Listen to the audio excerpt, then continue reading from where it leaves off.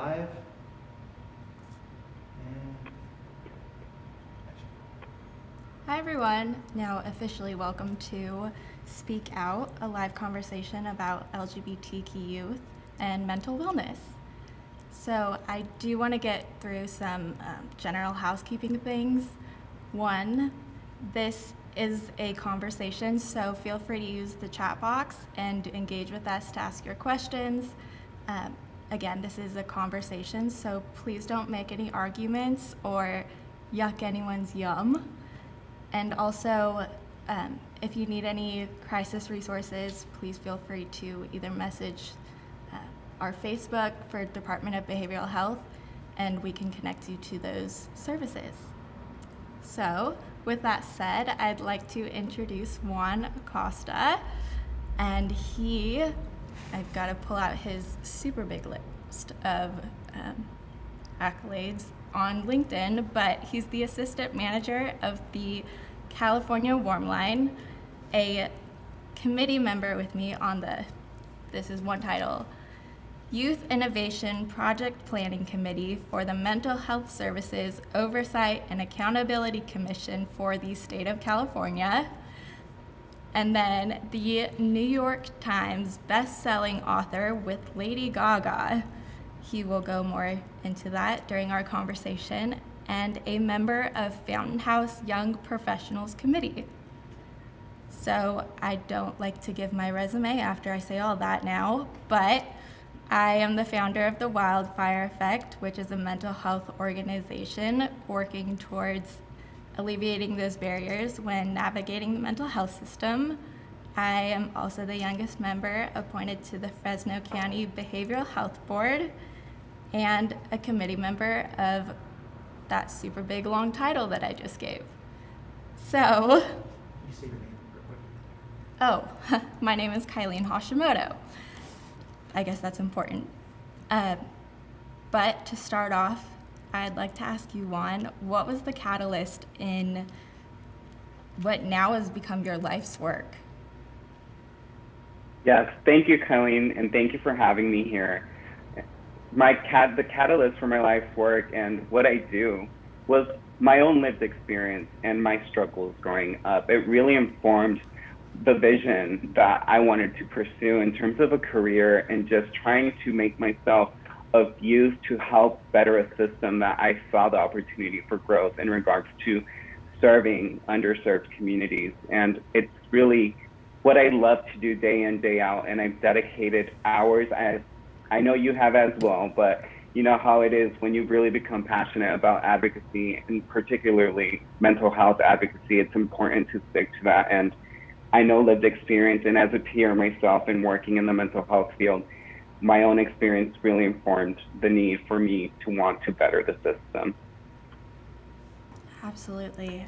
So, under what kind of circumstances did you see the need for this kind of advocacy within your own community or on a larger scale nationally?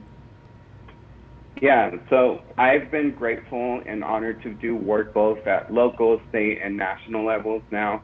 And I identified a need for this kind of advocacy, as I said, growing up in middle school particularly. I was really depressed and going through a really challenging times, and I didn't know where to go to receive that support that I was looking for. And it made me really think things through and gain that perspective that I knew that I wanted to make myself of use to better that. And it was really important for me to focus on those communities that I belong to, because I saw that oftentimes there was less access for such communities, and there was less trust that those communities had when trying to access those services. So it just really became something that I really put to the forefront. Yeah, I completely agree with that. I think that we all get into this advocacy work because we do have some emotional connection with it. And I can definitely relate to having a difficult time finding those resources, but two, finding the right fit. And so I'm from Fresno County, and you are located in San Francisco. So, I mean, although we're in two different locations, I think we face a lot of similar problems.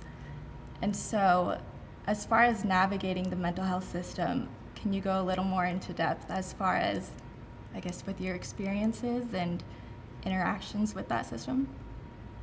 Yeah, of course. You know, I grew up in Woodland, California. It's a very small town near Sacramento. And growing up here, one, I was trying to learn the English language. I came to this country when I was 2 years old, so just trying to grasp the culture was a challenge in itself, but then also trying to get services when I was going through these challenges and having my own mental health experience with anxiety and depression. It was challenging for me to find anywhere to go or speak about it because I had not seen anyone else speak about it before. And, you know, a lot of these conversations aren't normalized in many communities, and there's been so much growth, right, in trying to combat that stigma. But again, growing up, I didn't have that knowledge or experience or background to really know where to access resources. Yeah. I find that until you go through the experience, you don't really learn about it beforehand, like when you could prevent it, I suppose. So. And there's a need for more preventative services. You know, oftentimes we don't receive any support until there's that crisis point or where people are just really struggling with their mental health. And I didn't see any preventative services. I didn't have anything but my school counselor. And as you know, schools aren't equipped with many counselors. It was one counselor per hundreds of students, which made it difficult to receive that support. Yeah. I think that one good thing about COVID-19 is that we're talking a lot more about mental health and that it's really been brought to the forefront of conversations and having the teachers be equipped, but also not only for the students, but for themselves. I know that right now can be really stressful, but we're pushing on. So yeah. I know that Woodland, California, can you talk more about how you drafted that proposal of the LGBTQ Pride Proclamation? That's a pretty big deal there. Yes, thank you. Thank you for that wonderful question. As I said, growing up here, it was really challenging to not have that message of acknowledgement or acceptance and still not feeling safe enough to walk out on the street or feeling really targeted due to my identity. So I decided to draft a proclamation. I actually proposed it first via email. I emailed the city manager and then the city council and tried to get them to address this because prior to moving to San Francisco for my education, I wanted to do something that would bring change to my hometown because I felt like it was necessary. I didn't want other people that were growing up here who identified as members of the LGBTQ plus community to have to go through these things. And they said yes, that they would put it on the agenda if I drafted the proclamation or if I had anything. I was 21 at that time. I'm 23 now, but I had no idea what a proclamation draft even was. So I stayed up all night looking up language, looking up examples, and I drafted it, emailed it to them, got it on the city council agenda, and there was a vote on it, and it made history, and it passed through the city council for the very first time in the town's history. And that moment will forever stay with me because I was able to see people go in support, and also there was people against, but those who went in support, there were people I had not even seen in the town before, and just for them to come out and be brave alongside me to really share our experiences and our need and desire for this acknowledgement and hopes for change was really touching to me, and it's still one of the most touching moments that I've ever experienced in my life, and I'll cherish that forever. Your passion exudes through all of your answers. That's one thing that I did learn getting on this more legislative side, or I suppose government side, is that, it's like a little small team, like kind of like Wizard of Oz behind the curtain, doing all of this great work, but it really takes the community to push forward these ideas and make these changes. And it's crucial. So how do you get the community to kind of hop on board with all of these initiatives and help out with that legislation? See, it's like in advocacy in general, it's really hard, right? When you're really passionate about a movement and you don't know who will be for it or against it or help you in that movement. And I really think about it that we will fail at times when we're pursuing some of these movements. And sometimes we will win. And I think that for me makes a big difference, that even though not everything I do will go through or not every change that I want will happen, I know that by at least speaking up about it, there's others who will be inspired to do the same and to continue pushing for these changes. And I feel like that's where it all starts, by just having someone start something and then have others see that, because people are willing to speak and people are willing to get involved when they are provided the opportunity, the platform, or the chance to really voice their concerns or their desires for change. I think that's also what this conversation today is, what we're aiming for. Again, I encourage you guys to use the chat box. But I do want to ask Juan, so as a 21-year-old, was there any fear or, having doubts going into the work that you are doing? Or were you just strictly fueled by passion? And, what is fear? Yeah, no, absolutely. I started my advocacy and community service at the age of 13. Hosted a local TV show and all of that. And it was really exciting, but to have an issue like this that for some people is uncomfortable or controversial, it was very scary. And to have me be the one who drafted the proclamation and have all of that kind of spotlight under it, it was scary because growing up here, I didn't feel safe. And to now have to show up to the city hall and address this concern that I brought up and hoped for them to pass it, it was scary. And then there was, as I said, there was people opposing it, and it was scary, but I know that in that moment, I had to show up for myself and I had to show up for others, because I had to put myself in the backseat and remind myself of the bigger purpose of why I was intending to do that and create that change in my hometown. So, as far as looking back and now, would you say that the societal views or legislative initiatives support LGBTQ communities? Yeah, and not just looking back, I've heard from other people who belong to the community, the LGBTQ plus community in the town, that they feel much more free to walk down the street and they feel more accepted and encouraged. And it's oftentimes we think that change has to be on a global scale, but I feel like when we start in our communities and when we start by making our communities kinder and safer for everybody and not just them, it really helps people contribute to the community because they feel safer, they feel happier in it. So I'm glad that message of embracement and acceptance through the proclamation was beneficial to others as well as myself. Is that something you talk about in your new publication? Yes.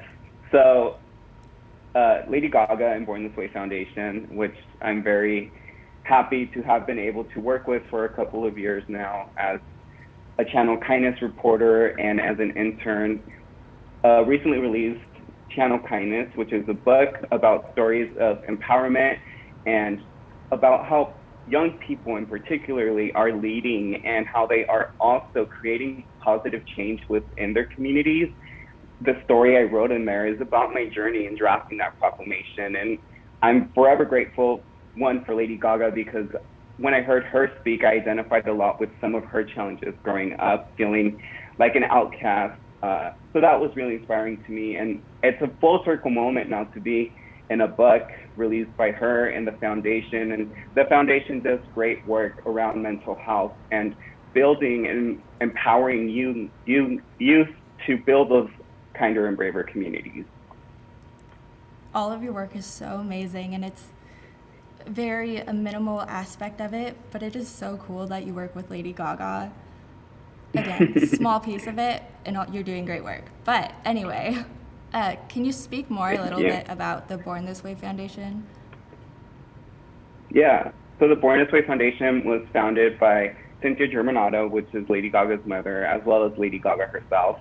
The foundation really does cutting-edge research and focuses on providing tools for young people to be able to contribute to the world and build a kinder and braver world. There's many partnerships that they do. They do a lot that's around youth mental health, and they have numerous resources available on their site. You can go to bornthiswayfoundation.org and receive self-care tips and other resources that they have listed on them. But I really realized how much storytelling matters through their Channel Kindness platform. I was one of the inaugural Channel Kindness reporters, and it's a storytelling platform that foundation has, and it's youth from all over the nation, from all over the world, that provide their stories of kindness in their communities or how they overcame something. And it really reminds us that we can make it through challenging times, just like we'll make it through this challenging time that we're all going through right now. Yeah, definitely when someone can relate to your story and have it heard through and seen through someone else's lens is very empowering. I find that for myself too, speaking and sharing my story actually makes me feel stronger too. And I mean, after telling your story about 100 times, you also want to make sure that you don't become numb to it, because it is such a big thing and hurdle and something you should be proud of, the fact that you're in this place now. So turning that pain into the passion. But so starting with your story, or speaking about your story, start me with day one. Where did Juan begin with his mental health journey? Where did I begin? I began, honestly, like they said, in elementary school and middle school, just really having challenges with my mental health. I would not want to be in school, or I would always want to go home sick. My stomach would hurt, and it was just me not wanting to be in school because I feared a lot. I was really anxious. I was depressed. I gained a lot of weight, and it was just really, really difficult for me. And through my advocacy at the age of 13, by just being involved in the community, by voicing concerns that we had, and just by even cleaning up schools to make sure that they wouldn't catch on fire during the summer, that really brought me a lot of joy, and it made me feel like I was a part of the community, even though at times I didn't feel like it because of who I was. But that advocacy journey really, really gave meaning to my life, and it made me passionate about numerous issues, and it made me reflect on what I thought was important, and really made me want to contribute as much as I can to numerous communities. Age of 13. I'm trying to think, what grade level is that? It was middle school. Oh, I don't even remember middle school. Too much trauma. So, I know that you had prepared a PowerPoint for us, a little presentation. Do you want to kind of show or go through that and then tell us your story along the way? Definitely. Thank you.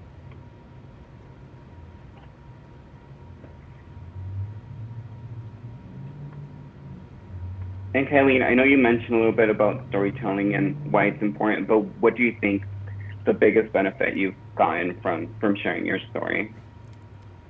I think there's two aspects of it. One is, I suppose, the outside view or helping other people, and then also for my own self-growth. But, let's start with me. So as far as for myself, I had when I got into advocacy work, I was 22, and I had just been released from my third stay in a inpatient, what do you call it? I should know this. Inpatient psychiatric facility. So I had just been released after 8 days, and I was just really angry and frustrated because, like I said, this was my third time, and it's because here at home I couldn't get the right resources, and really being in that, I can't think of how many numbers now. I've been on working at home too long. What is it? 42-hour hold? 72 hours, right? He's not even paying attention to me. So 5150. And so it took us that support, or took me that support from my family and insurance to get me 4 hours away from home to get the services that I really needed. And so I was really angry and frustrated about that. So my passion started out as anger. And so that's why I joined the board to, again, alleviate those challenges and figure out where that systemic barrier is starting from, or why is that happening? And until I got on that side, I realized that that's where the community came in, because I mean, there's a lot of steps in government. And I always said that I never, ever wanted to get into anything government related or medical. And here I am. So life takes you on a journey, I say at 24 years old, because I'm so wise now. But definitely sharing my story and accepting that and allowing me to share that with others during these, say, interviews or even just, I mean, public speaking engagements or board meetings, it always kind of gets thrown out there, but it just shows them that you can take that experience and make it so much more, and that, I mean, that's how the Wildfire Effect, the mental health organization was, or the foundation is built upon. So it's a metaphor for when we think of wildfires, we always think of the devastation and this the destruction that is leaving.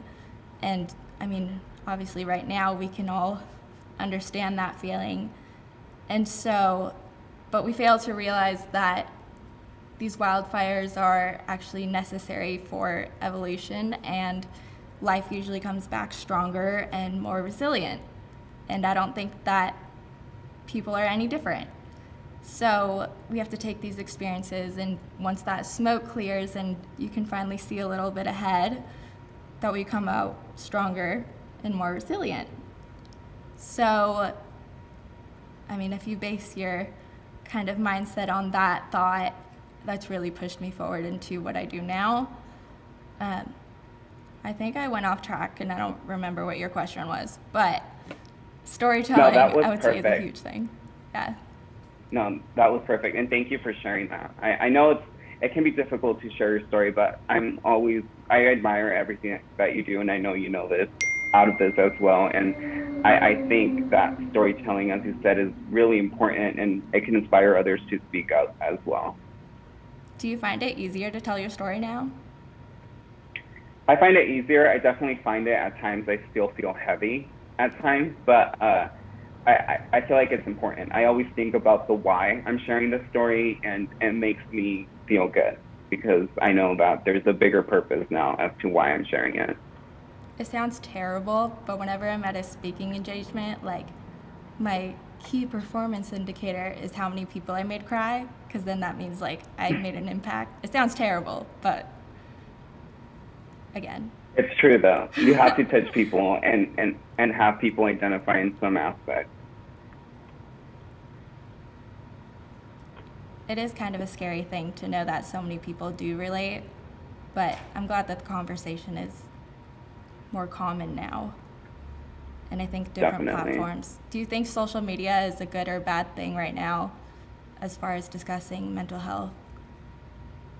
I think it can be a little bit of both, right? It could be bad for many people. I know that many people have their mental health impacted by comparison and just trying to keep up with images and stuff on different social medias. But I think it's beneficial for those who might not know where to get a resource. I think that there's people, especially in this moment, providing resources, providing a toolkit so that people are more informed, so that people want to learn more. So in this moment, and it really depends on who you're following and what you're seeing on the web, but I think there's benefit to it. And it allows people who might not even be from the same area to share their stories and build that connection and have some comfort with each other, even if it's through the web.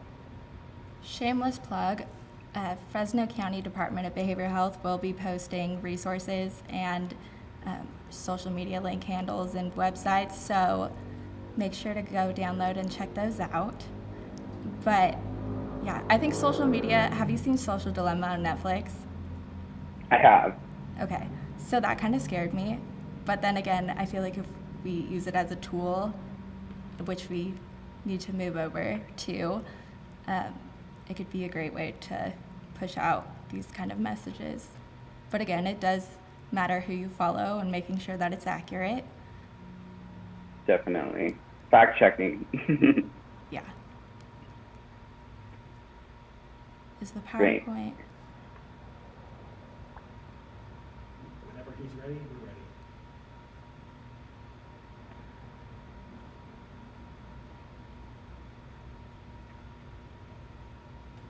Just Oh, Juan, we're ready for your PowerPoint.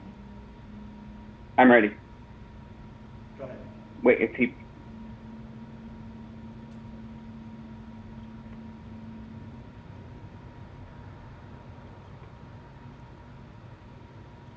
Brian's starting the PowerPoint, right? Yep.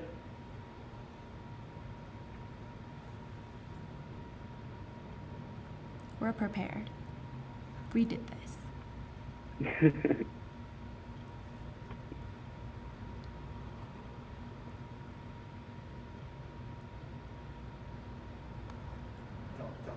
we're good to go.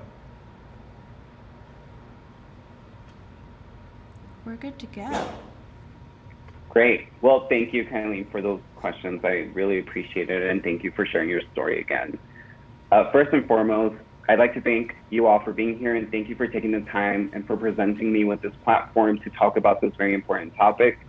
Oftentimes, people think that these conversations are uncomfortable or unnecessary, but throughout my advocacy, I've learned the most when I've had to sit in discomfort and have been challenged to learn. To put things into perspective, a member of the LGBTQ+ community oftentimes feels uncomfortable as soon as they walk out of their house because they fear that they might be targeted. And this is a feeling that they can't shake away. It's not a conversation that will take a few minutes or a few hours that makes people feel uncomfortable, but rather it's part of their identity forever. And for many members of the LGBTQ+ community, the feeling of unsafety is something that they deal with on the day-to-day. As a member of the LGBTQ+ community myself, I know I mentioned earlier, I face some of this feelings of unsafety, of fear, of not wanting to go places, even school, because I didn't feel like I was safe and I didn't feel embraced. Growing up at a very young age, I was taunted with derogatory names, and some of those derogatory names will be played later on in a video. And as I said, it's uncomfortable to hear those derogatory names, but it's the reality members of the LGBTQ+ community faces, and it's important to showcase them. And I know that it's not good to hear, or it might feel well to just listen to people being called names or what people are called, but it's a reality. I want to acknowledge National Coming Out Day, which is this Sunday, October 11th. It's such a great day, and many members of the LGBTQ+ community celebrate it, and many have come out on that day. But I also want to acknowledge that no one should come out on a specific day, week, or month, but do so when you're ready and when you feel safe. Many people within the community don't even feel safe at home, and it's challenging when they face rejection by their family members. So it's important to have that source of safety and have somewhere to be and feel safe. And coming out is a journey, and it can be a scary one. So I encourage anyone watching to do so when you're ready. In my experience, as I said, I didn't have that magical coming out day. It was a lot of negative taunting with names and just people making assumptions as to who I was based on how I dressed, on my mannerisms, or because I would prefer hanging out with the girls during recess and lunch, but I felt safer with them. And these assumptions are something that aren't exclusive to my experience. Many people fear to do so, and it's in part due to what we see in media and more.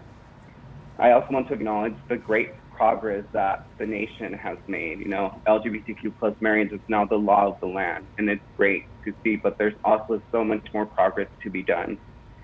Members of the LGBTQ+ community see violence on the day-to-day, and it's even more prominent with LGBT transgender people of color who are murdered and oftentimes receive not enough attention in the media to what they're going through. It's not talked about enough, and we need to mention it, and we need to do something about it. Which is why I want to start off by identifying key terms that really impact the community, and I want to identify gender and sexuality.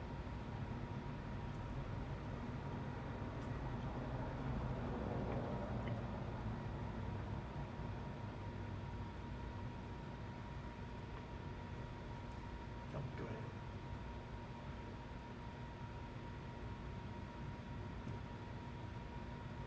Okay, go ahead.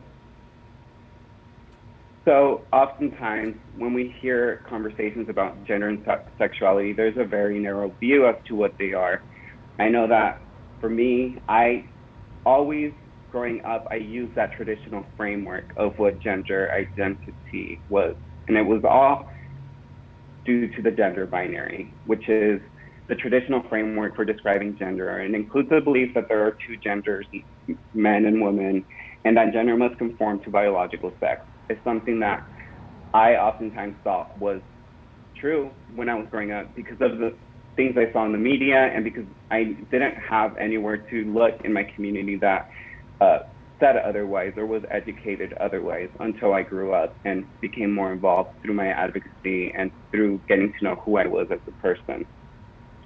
It is also important, as I mentioned earlier, we don't have to create change on a global scale. We can do so by our day-to-day actions, which includes respecting people's pronouns. It includes acknowledging and asking for their pronouns when you meet them. Pronouns are important for people, and oftentimes people make assumptions as to what someone's pronouns are by looking at them. But even asking a person what their pronouns are and respecting them is really beneficial for their mental health.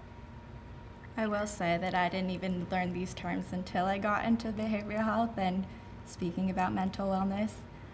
And so, I mean, I don't know what progress is now as far as sharing those pronouns, but I feel so uncultured saying this. But so he, she, and what would be the proper term for transgender and all of the other terms you just listened?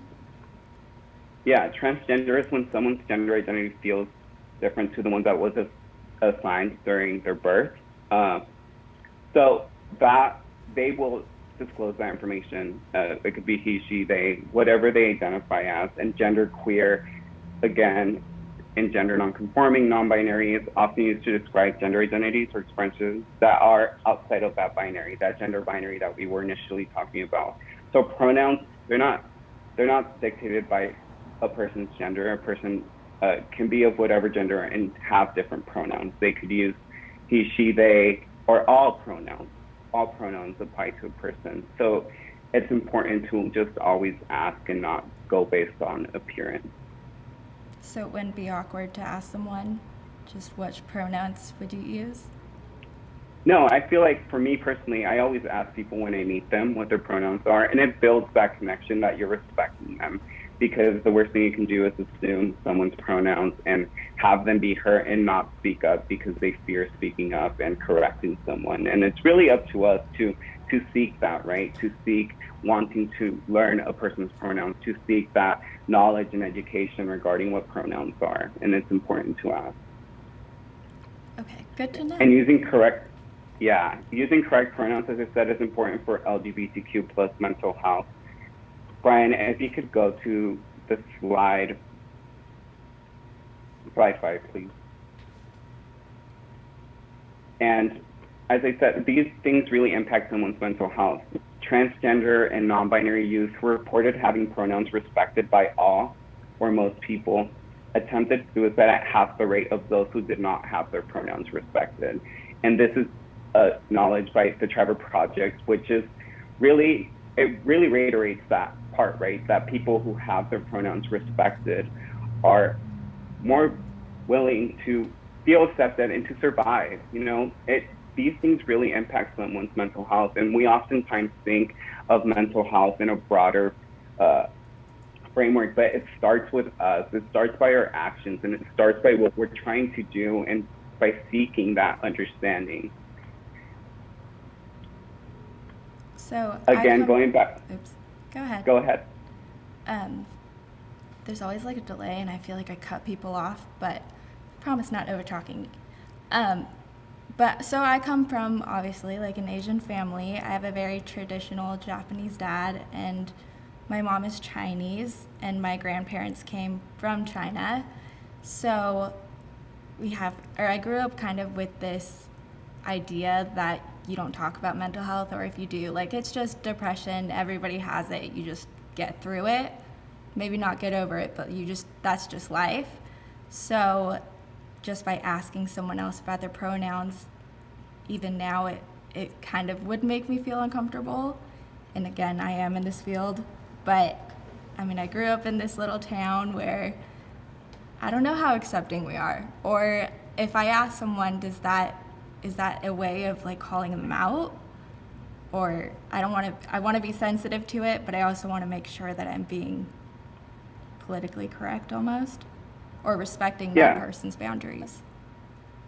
Yeah, and I think generally by asking someone for their pronouns, you're being politically correct, because then you are avoiding disrespecting someone and you are asking them in advance what their pronouns are, and that gives you that knowledge. And I understand that if we're not used to it, it feels uncomfortable, but just imagine how uncomfortable a person feels who have someone use pronouns that they don't identify with. You know, it's even more uncomfortable for them. So yes, it might be uncomfortable asking, but once you get in the habit of asking, it's easier. And even by putting them on your Zoom name or wherever in your email, somewhere that just allows people to know that they'll be safe to share their pronouns as well, is important. And I want to go back to talking about the gender binary. There's a video that I want to share that really puts things into perspective about an LGBTQ plus person's experience in regards to the binary. And this video does use derogatory language, but as I said earlier, this is part of people's reality, and it's important to showcase it because it really informs us how it feels to be in that person's shoes, at least for a couple of minutes, and what the people within the community go through. So I'd like to show this video again. It does use derogatory language, so just be mindful of that. As I said earlier, it's hard to hear at times, but it's the reality that a lot of members of the community face, and it's some of the things that I heard while I was growing up myself too. Go.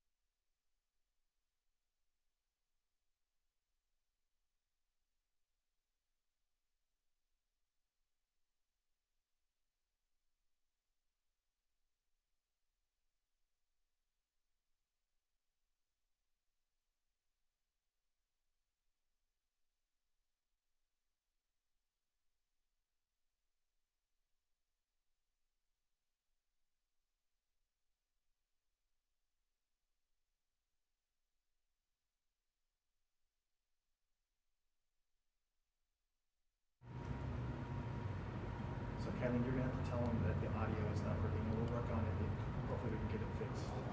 Okay.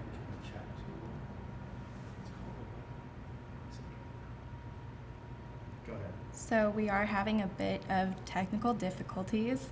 So Juan, do you just want to act out what the video was, or?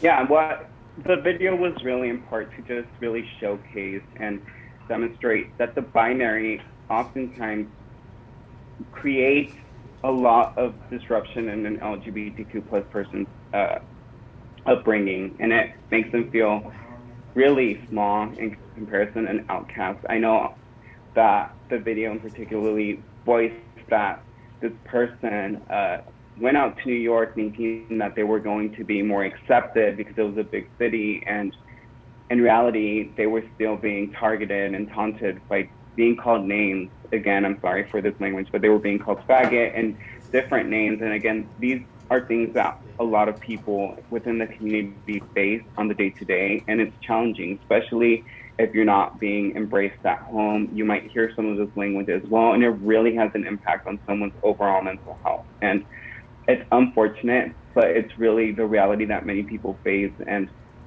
just acknowledging that there's more to the gender binary than what we think there is really important, and it's crucial. You know, it could really help someone who's really struggling to accept themselves feel embraced, and it could really save their life if they're seeking and getting that support from the community. Is there anything else we can do other than using proper pronouns just to, I mean, you obviously don't want to act any differently because it is just another thing like race or religion, I suppose. So other than pronouns, how can we integrate this or talk about this more commonly? I think you and I both know about this, right? Oftentimes people are handed resources once they've been created. They get no input, and they are just handed this resource, and it's checked off of a list, right? To have these resources on the table to offer people. But I think if we're trying to be really intentional and trying to support underserved communities, bringing them to the table, bringing them to these discussions is important, whether it's people from different sexual orientations, gender identity, religion, race, or more. You know, I just feel like there's a lot of insight and knowledge that can be gained from lived experience. Throughout my work with the Mental Health Association of San Francisco, which really focuses on peer support and peer programming, I've realized that there's a lot of people willing to share their lived experience, but willing to share it in an intentional and proactive way that doesn't feel like tokenism. And it's up to us, it's up to the stakeholders, organizers, and more to really seek these experiences intentionally and to create the change and hold themselves accountable, as well as others who might not be doing enough to ensure that these communities feel safe. Up next, I talk about intersectionality, and I know you mentioned it right now. And again, for those who don't know, the interconnected nature of social categorizations such as sexuality, race, and class as they apply to a given individual, they overlap, creating interdependent systems of discrimination and disadvantage.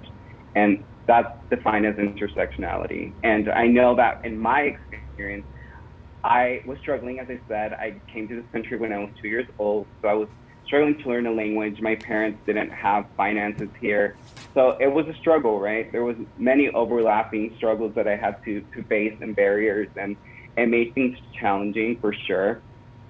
But as I said, I think we gained so much insight and perspective from others who are willing to share. And we learn from people of different backgrounds. And oftentimes we think that we don't, or that we can't identify ourselves with people who are different than us, who might not do the same things as us. But as we share our stories, we find commonalities within each other. And that's why I think storytelling is really, really empowering, because we find common things in one another, and it brings us together. And as I said, like, the mental health system cannot operate as a one-size-fits-all.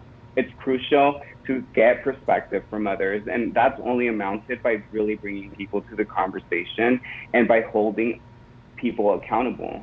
Oftentimes, Kylie, I'm sure you've ran into this in your advocacy with tokenism. It's big. You know, a lot of people don't do things with a positive intent. A lot of people just want to check something off the list. They want to just be well on the web, but it's important to just really do things intentionally that will really benefit people. And as I said, part of that is by getting that perspective and also doing something with that perspective and wanting to do change. And that's why I'm happy to be here today, because I really hope that people find this beneficial, and I hope that people are more conscious about asking for pronouns, about really bringing people from diverse backgrounds to the conversation and providing them with platforms and the necessary resources that they need in order to thrive. Yeah, there's a difference between representation and participation. Someone in one of our focus groups actually brought that phrase up to me, and I really liked it. But it kind of makes me think of like when somebody asks you what you want to eat, and then you say something, and then they totally disregard it, and then just do whatever they want anyway. That's how I see this when you're like the community forums, I suppose, or like how youth are seen as tokens. Like, oh, we did that, we had one there, we're gonna do what we were planning on anyway. Because what do youth know? They're, I guess, 24 now, but like they're young, they don't know what they're doing yet. The number of times I have heard, your prefrontal lobe is not fully developed yet. Like, we have our good experiences, and even looking like at high schoolers now, it's like I feel like a completely different generation.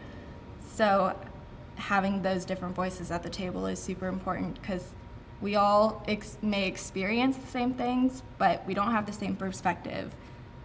And you have to be open to listening to those things and not be so almost closed off, because you won't learn anything from them. And that's without exactly. that you won't improve. Yeah, and it relates back, right? That sitting in discomfort is sometimes good to really gain that knowledge and to grow as a person. And not every conversation will be comfortable. Not every conversation will roll off our tongue, but those conversations that really challenge us to think, to reflect on what our day-to-day actions are the ones that matter. And oftentimes I hear walking on eggshells and stuff like that. And, you know, I'm not telling people to walk on eggshells or to be like changing their day-to-day functions throughout every single hour, but just being more mindful and really respecting people for who they are is important, and it could save their life. I cannot emphasize that enough. People consider suicide, as we saw, when their pronouns were not respected. And for some people who don't live in that skin every day, who don't have their pronouns respected or who don't care, it's easy to just kind of say whatever. But for those who are really impacted, it can be really, really damaging to their mental health. Yeah, I think a good way to see it is that you're not walking on eggshells because it makes you feel uncomfortable, but more so you have to think about the other person and how that's going to affect them. Because I think when we say like politically correct terms, we're almost more conscious of how it makes us look, and having that introspection, I suppose, and just seeing the world, it's not just about us, that we have to have all of these, I guess, take all of these small steps forward in order to make these changes. There was Exactly. a quote, it was, I should know a quote if I'm about to quote it, but so one death is a tragedy, but 1 million is a statistic. And so by that, it's like why one death, if you hear a suicide and it's your small town, like from your high school, then it's kind of the talk of a town, and you think back on all of these situations or how you ran into them and what you could have maybe done differently. And then when you hear a statistic that's, say, on a national level or even just a statewide, you're kind of like, oh, that's really sad, and then you don't really think about it too much more. So I think that's kind of an issue too, is that we see LGBTQ as a community of like just a group of people rather than a person themselves. And then if you relate that back to the mental health system, you have to treat them as a person, not a client. I know the term consumers, they're not around a lot, and I mean, I understand that because you are consuming the services, I suppose, or clients. But it just seems like we're changing a lot of verbiage and trying to keep up with all those changes. So I guess, how do you manage that and without feeling like you're walking on eggshells and remembering to always use that correct terminology? I think just reminding question? ourselves, like, I guess reminding ourselves that the mental health illnesses and all of that does not discriminate against people. People go through these things, and sometimes they go through them behind closed doors. I know that in my experience, because of my culture in Mexico, machismo culture is really, really prominent, and also just because of my identity and many other factors made me just come home from class sometimes, and I would just lock myself in the room behind closed doors and not let anyone see me cry or struggle, because through the media, I was kind of like conditioned to like think that men always had to be strong, and that included not crying, right? Emotion as a weakness. But throughout my advocacy and work, I've learned that really speaking up and sharing your story and sharing experiences is being brave, because you're opening up to the world and you're opening up for others to identify with your story. Back to walking on eggshells, I think that when it comes to a person's identity and their well-being, it's not walking on eggshells. You can look at it that way, or you can look at it as just being respectful and saving someone's life, because I feel like that's what that is. Being respectful, mindful, and self-aware that by taking these steps, even though it might take a while to learn them, you're benefiting someone's overall mental health, and you're benefiting their existence as a whole. And that's why I think safe spaces in particular, I know for many people, they might not know what safe space is, but as I mentioned earlier, in my community, I didn't have a safe space, right? A place where I could openly speak about what was going on, where I could seek support, and especially from an underserved community. I feel like safe spaces are crucial to really have that rapport and bond with people and seek those services, because for one, it makes you feel safe, like the title, but it also allows you to meet others who are also in that with you, right? That you're in it together, and you're trying to really gain resources, but also gain other people to really follow you through. And oftentimes I go places and I see like posters with butterflies and rainbows that say, this is a safe space. But what are people actually doing to ensure that that space actually feels safe in nature, you know? Because oftentimes there's just these posters and people don't feel safe. So it goes back to that accountability. What are we doing to truly ensure that people feel safe and that they're being respected? Because anyone can put up a poster with a cute butterfly and a cute rainbow, but are we actually being held accountable to ensure that people feel safe? And I feel like the term is oftentimes overused, and it's dangerous, you know, when it's not actually a safe space in nature, because you're not actually doing anything to hold yourself or your institution accountable for it. And I find this, and I identify this in schools as well. You know, we have all these, at my state college, we had a wellness center that, you know, said this is a safe space. And as an assistant director of the Queer Alliance Club at the time, I really tried to ensure that the club I ran served as a safe space for the LGBTQ plus community, which also challenged me to get things ran through, right? I have to ensure that many things are being funded, but it's kind of sad to see that approximately 1 in 3 college freshmen live with a mental health illness. And I know that you've seen it throughout your advocacy, I've seen it, and I know that educators and stakeholders have seen it as well. You know, right now we're going through this pandemic with COVID, but there's also this huge mental health crisis that's going on globally, where people are really struggling and they are in need of more resources. There are many people who don't know where to go and don't know where to receive this help. And especially, as I mentioned, underserved communities who might not have these conversations as normalized, it can be dangerous for them. You know, at home, many people might not want to speak up at home. And even seeking out when you're growing up, you need your parents' support in order to speak out and seek resources. So it's really challenging when you're not being supported, or when you're growing up and going to school and trying to act like everything's okay, but within you're really falling apart because of the lack of resources. And I want to talk now about like in particularly LGBTQ plus mental health experiences haven't always been so great. You know, there are many people who don't feel comfortable with the system. For one, gatekeeping, transcultural experience of providers as gatekeepers to accessing transition-related care for trans people. It's definitely a concern there. Disclosure barriers. People feel unsafe, as I mentioned, if there's no safe space to share even their identity or experience with discrimination or rejection.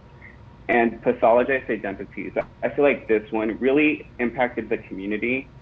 For many years, the LGBT identities named as a mental illness in the DSM. And even now, the DSM still uses trans identities and they are listed as gender dysphoria. So just being labeled as something like that in the DSM, which, you know, really impacts like the field as a whole, is really hurtful for many people. And obviously there's been some progress, but it's something that sticks with people forever. And it's hard to trust a system that at once sided almost against you, and it's difficult. So just building that trust and that bond, that rapport with these resources really has to do with people, especially service providers, to invite people to the conversation and not just do a handoff, right? Like, here you go, use this, because it's not productive for anyone. And this also includes like youth resources, right?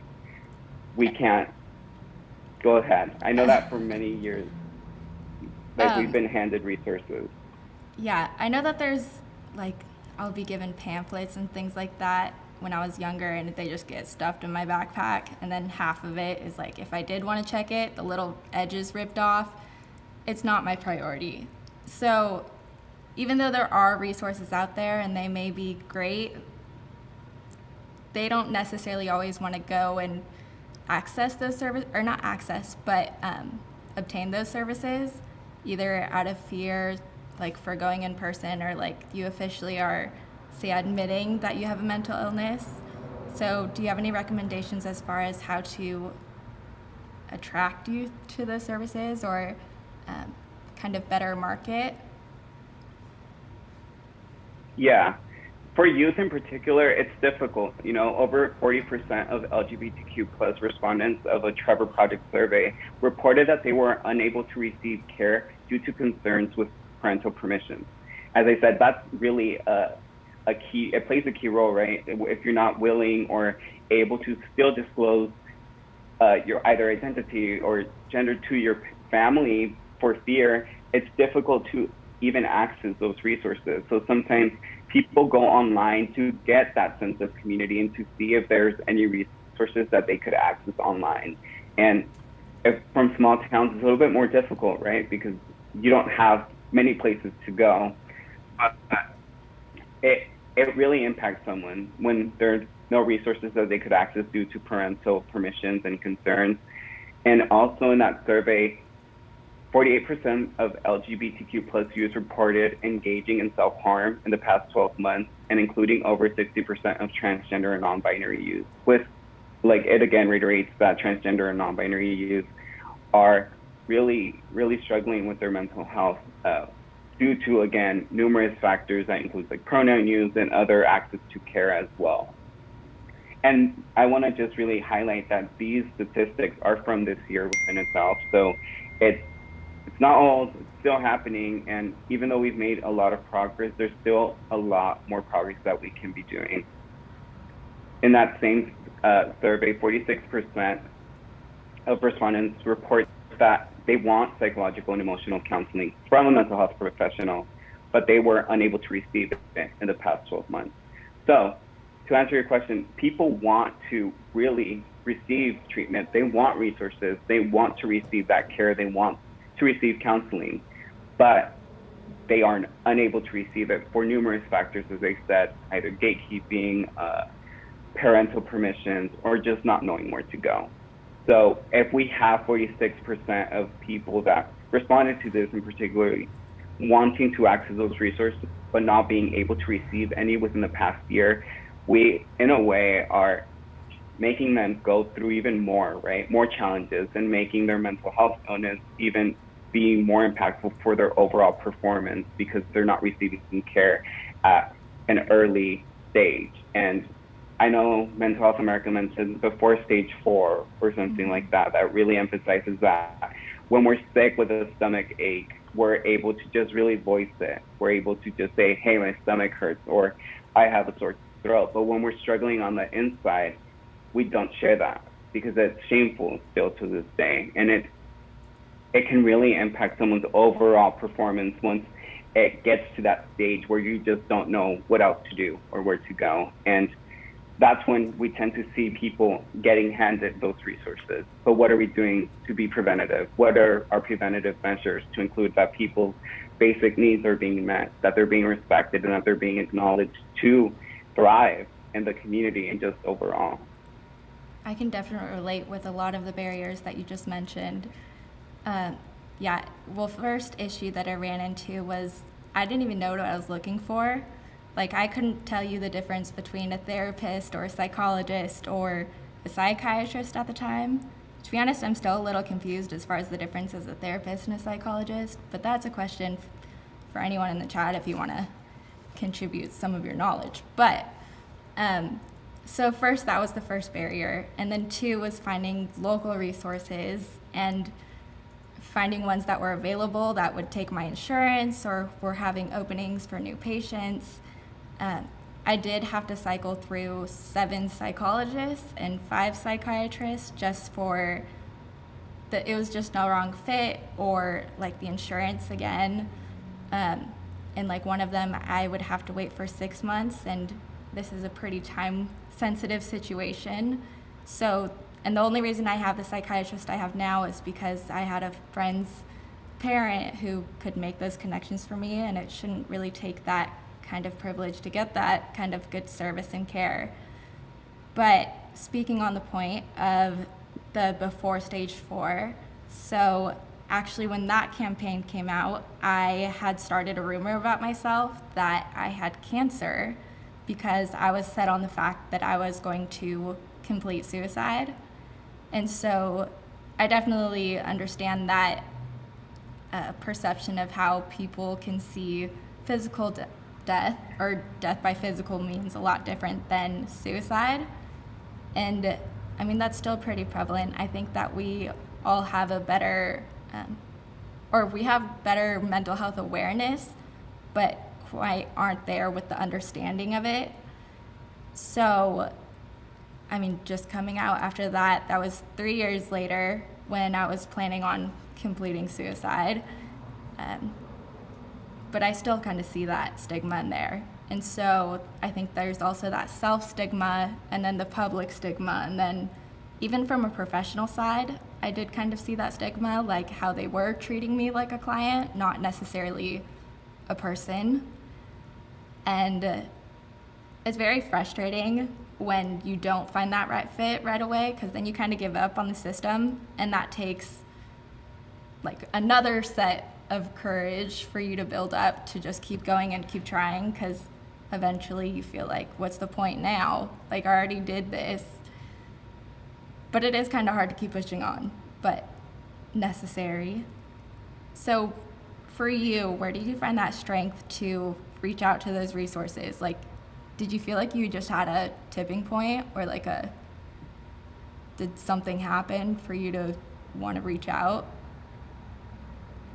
Yeah, I definitely in middle school was just really struggling with my anxiety and my depression, and I honestly didn't know where to go. I mentioned that I did advocacy at a really young age, 13 in particular, but I leaned on my mentors that I met through that advocacy and through that work, and they were able to guide me. I also went to my school counselor, because I didn't have anywhere else to go. So I thought, school counselor, they have counselor attached to them, they'll be able to help me and things will be okay. But in reality, school counselors are there to support you with your education and help you find classes, and not oftentimes really dive into issues that you're feeling in regards to your mental health. I found a lot of sites like the Trevor Project and different lines like that I feel like are really beneficial, as well as really looking online and using like YouTube to look up other people sharing their story and things that help them. I remember, I think it was It Gets Better was like a really prominent initiative while I was growing up, and that made me feel a little bit better because I didn't feel as much as a freak, right? Because I felt like that in the past, but it made me feel like there's other people like me out there. I'm not the only one, and they're doing fine, and they're getting better, and they're doing better. But it's not the same for everybody, right? Not everybody gets better. Not everybody has access to resources. So for me, that's what led me there. I was really having suicidal thoughts and feelings in middle school that really made me want to get help for myself because I wanted to feel better. So you mentioned having like those mentors, and now being all virtual, it's hard to kind of maintain those connections. I know earlier we were speaking about how like we go to these YPC meetings, and so like we don't get to have that little sidebar of making jokes, or like it's just strictly work. Or say for youth being in school, it's just like here's my teacher on my screen and I'll just like follow the instructions. So one, do you have any recommendations as far as like making those connections or making deeper connections between a youth and an adult ally? And two, how do you create that safe space when it's like you don't have a physical safe space? Like it's all virtual. Everything kind of moved over to virtual. Definitely. I think building and fostering that connection and rapport with an adult ally is really both parts, right? Wanting to build that connection. I feel like if the adult ally is wanting to respect someone, asking for either their needs in that moment or just checking in on them on how they're doing intentionally, and not just doing small talk like, hey, how are you? Good.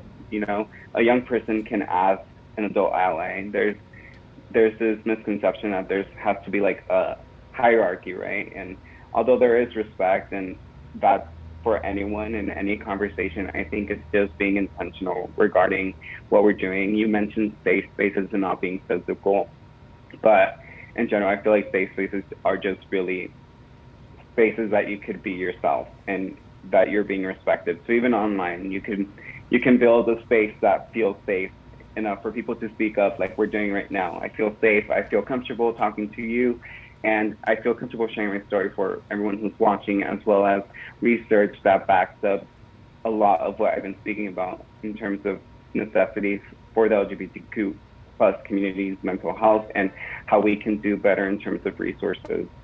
I know Born This Way Foundation really does research, and they identified that LGBTQ plus people have a harder time finding kindness, especially in physical spaces in their own communities. And it goes back to kind of how I shared my own struggles finding that in my community.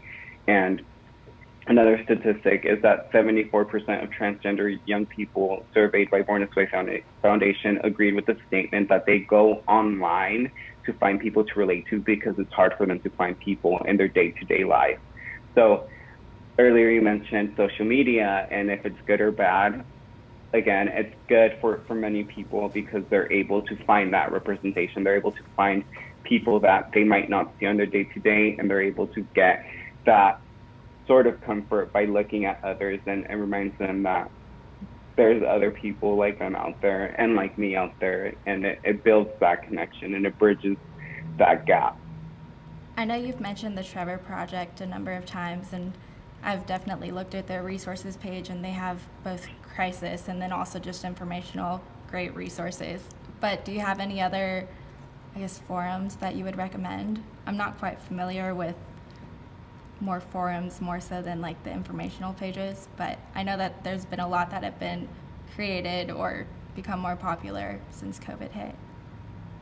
Yeah, well, first, like suggestions, in terms of suggestions, I'd suggest people to ensure that resource centers, specifically for different groups, have people representative of the communities they're aiming to serve. Just have people like on your board, that people like with that lived experience, you know. So I'm glad that you're part of that board, and that, you know, you have your lived experience and you're willing to share and you're willing to inform that. Safe spaces, as I said, they could be implemented in classrooms, even virtually through Zoom and more.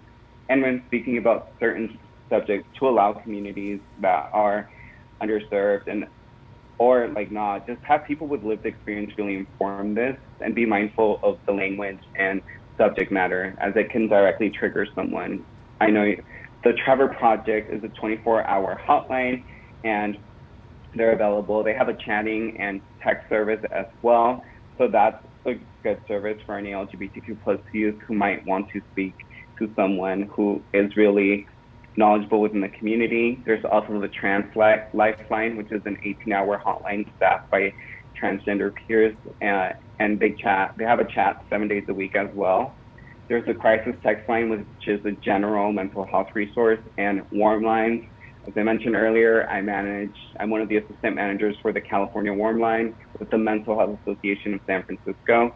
And the Mental Health Association of San Francisco also has other resources. They have peer support groups that are now virtual, and they have real talks about different conversations such as this. We've talked about LGBTQ plus community, we've talked about BIPOC communities and more.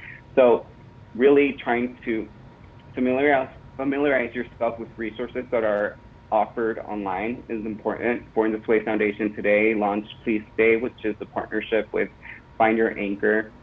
And it's really aiming to encourage people to stay here with us, because we want to remind people that they matter and that their story, their voice, every single part of their being matters. And just really being that transparent and vocal by reminding people that they matter and that they should stay in this world is really beneficial. And there's a pledge you can take on that website, which is pleasestay.us. And it also provides resources. There's links to resources on that site. And again, we just want to encourage people to stay. Tomorrow's World Mental Health Day, and I know that it's a challenging time right now, and we all have our own battles and challenges outside of the current global challenges. But what we can do for one another is stay and be kind to one another and build those kinder and braver communities, because it's within our own communities that the real change starts. When we're able to speak up, when we're able to inform decisions, when we're able to have other people within the community feel represented and feel comfortable in their own skin, it's when the real change starts. If I wasn't already in advocacy work, I find you very empowering. Thank you. But yeah, definitely starting with your community, and even more so, I did have to learn that you can't fill from an empty cup. So I know that, I mean, your life is always these interviews and things like that, but do you ever get overwhelmed, and like, how do you know when to step back or where that line is? I guess, how do mental health professionals help themselves?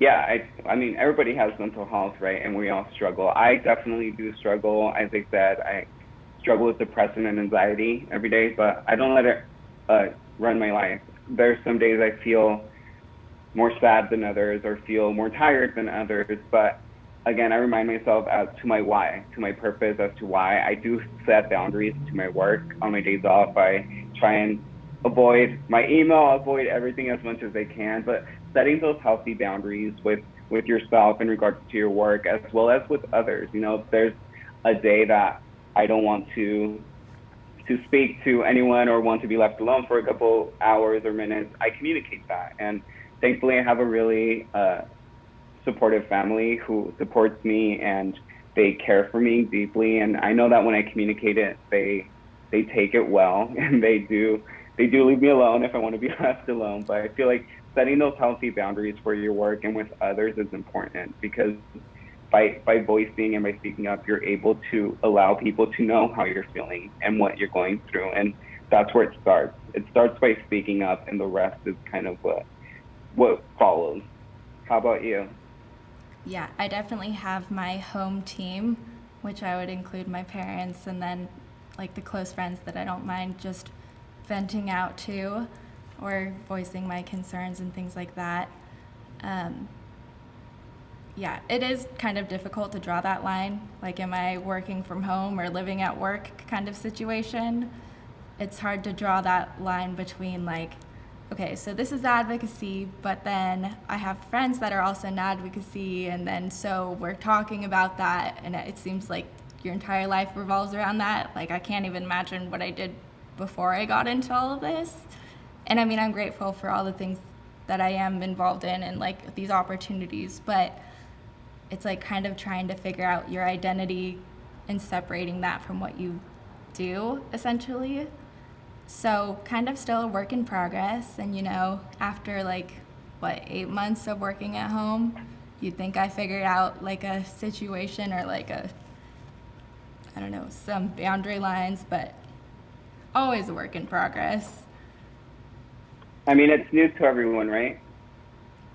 And it's something that we didn't expect and that we didn't see coming, but it's cool to see, as you said, to have people be so proactive. Like, a lot of these events would have been held in person, but to now have even a wider audience to be able to access this is great. And I feel like, as you said, just really learning on the day-to-day, we're all learning every day, right? And just taking that with a stride and trying our best, that's all we can do, try our best.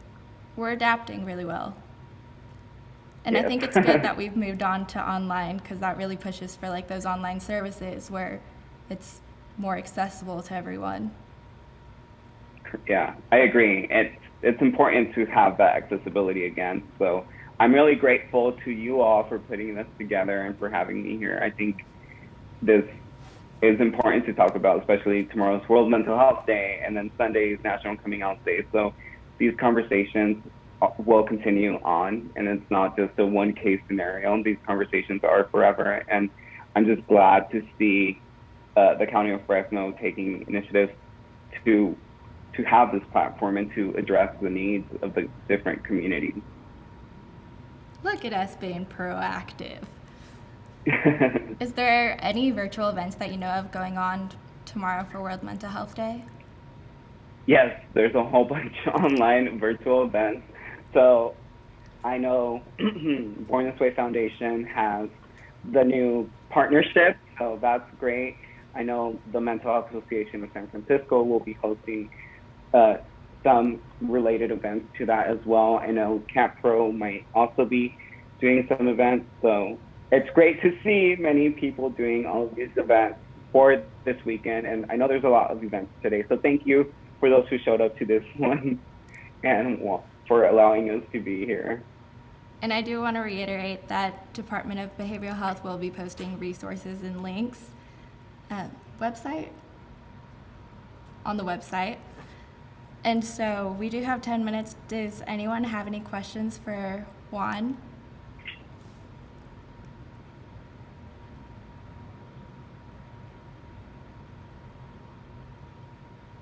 If you don't ask a question, I'm going to assume that you guys aren't paying attention.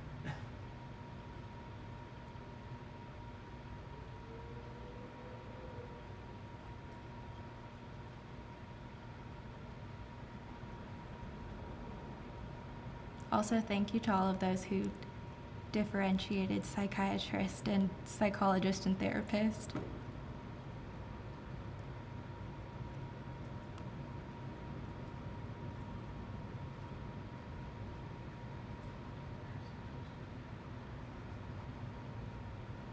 Do you have any what are your final words, Juan? My final words. Your call to action. My call to action would be to just really remind people that now more than ever, we need to hold each other and institutions accountable. We must ensure that spaces are inclusive and equitable for all. And even through challenging times, we're able to have these conversations. I feel like many LGBTQ plus people fear sometimes accessing resources. We see a need. We see people willing to access resources when they're presented with the opportunity to do so. So just being mindful of that, whether it's in an educational setting, government agency or more, just being really mindful of that there's people willing to speak up. There's people willing to access resources. It's a matter of us being proactive and being held accountable for serving them intentionally. So thank you for your call to action. We do have people that were paying attention. And so Megan asked, do you have any recommendations for a teen that has come out to one parent and not the other? That sounds like a tricky situation for one parent as well. Yeah. I mean, for one, if they obviously feel more comfortable with one parent. It's difficult. As I said, it's important for them to come out when they're ready. So if the first parent was accepting, then they'll take it well, and they might build that confidence to come out to the second parent. It was similar to my experience. I came out to my mother first, and then my dad. It was a day span of coming out to both, but as I said, coming from like a really machismo culture from Mexico, I feared my dad's reaction, and gratefully when it came out, he was supportive. But I feel like for teens who are watching and they've come out to one parent, I'd again just do it when you're ready to the other parent, and no matter what, just have a safety net, have people to go to when you do so, regardless of the reaction, people you can trust and confide in to just be there to support you after you do it, because coming out is a big step, and it can be scary. So just really having that support group and system to be there for you after you do so is important. And you don't have to do it alone either. If either the parent you have already come out to feels comfortable being the mediator and helping navigate that conversation, that might also be really beneficial. That is something I've had to learn, not in that specific situation, but sometimes you just have to do things scared, and sometimes you're just never going to feel ready, but you have to do it anyway. And it's almost empowering once you get over that, and you're like, oh, I did that. Now what? So, Yeah. Also, Zoyer said, what is your favorite self-care activity? I'm always looking for new ones. Right. I'd say just really, I like listening to music. I like dancing. So doing that brings me a lot of joy. But also catching up with my friends, even virtually now. Like I just like catching up with them, making jokes, and doing that. Taking long baths is also fun to me. Putting a bath bomb and just playing music and just relaxing is one of my favorite self-care activities. What's considered relaxing for you? Like, do you meditate? I do. I meditate. I do have a it. gratitude journal somewhere behind me. There's a gratitude journal, so I do that. Every day I write something in there, so that's helpful. I see Angelique put another recommendation, and I completely agree. Doing a drop-in support groups is important, and finding those connections to other people. And I know that on campus, I don't know how old this teen is, but on campus there's sometimes GSA clubs or Queer Alliance clubs on campus, and it could bring people together who belong to the community and have them give suggestions as well, see what works for them, and just build that rapport, right? And have that conversation with other peers as well. Yeah, and I know for our local Fresno community that Fresno State, Fresno Pacific, and what is SCCD? Fresno, it's a Community colleges, Yes. that whole district. community college. They have a lot of different resources on their website as well, as far, like it ranges from not on-site now, but individual counseling to group therapy groups and other recommendations for different resources. So I believe that there's a few resources either on my website, thewildfireeffect.org, again, another shameless plug, and the Fresno County Department of Behavioral Health website. So yeah, schools are definitely stepping up their game, and I know that someone in the comments section had also mentioned that they are putting up those mental health links.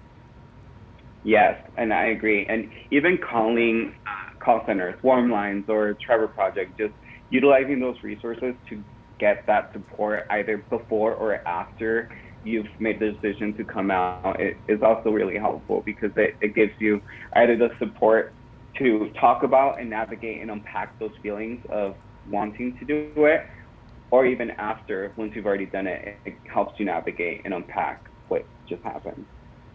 Yeah. Personally, I find it easier to talk to somebody I don't know for whatever reason. And I know for others, it's the comfortability factor is knowing someone who knows you really well. Yeah, I see Denise put in a question, and they asked if there's a place for youth 12 to 15 years of age for males in Fresno that have come out. And Ahmad is on the chat. Could you put that in there? Which one? Facebook? Yeah, I'm gonna put it in Facebook. So I believe they suggested EOC's LGBTQ Center in Fresno. You believe right. I see that. So yes, accessing those local resources is important, and I'm glad that Fresno has that to offer, even if it's a small town too. We're not that small. Not as much as Woodland yet. No. Where is Woodland?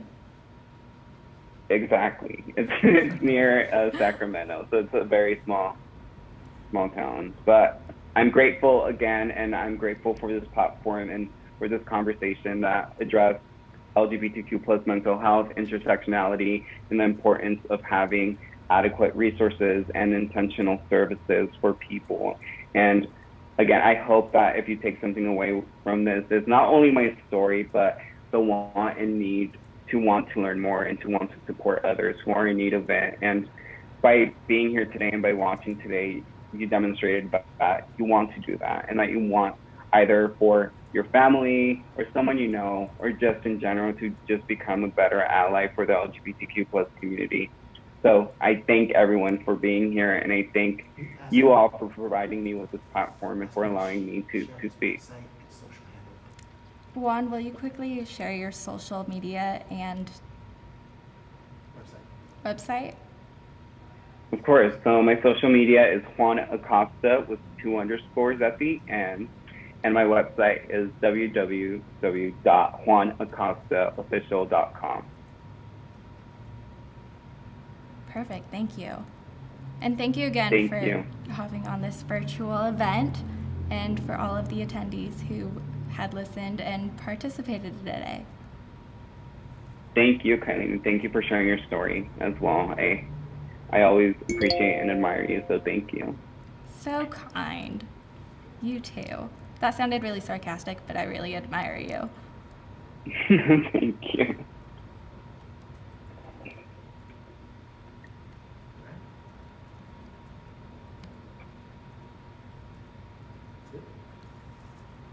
Is it okay that I just ended that?